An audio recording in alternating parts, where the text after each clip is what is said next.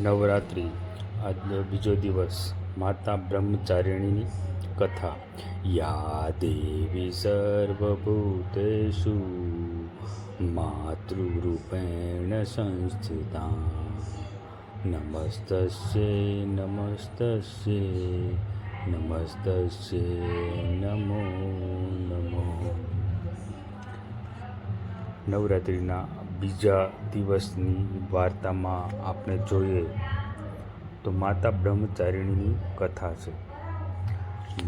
માતા બ્રહ્મચારિણી ભગવાન શિવને પતિ તરીકે પામવા માટે હજારો વર્ષ સુધી કઠોર તપસ્યા કરી. તેમણે તડકો, વરસાદ અને ઠંડી સહન કરી અને માત્ર ફળો, ફૂલો અને પછી તો માત્ર પાંદડા ખાઈને જીવન પસાર કર્યું.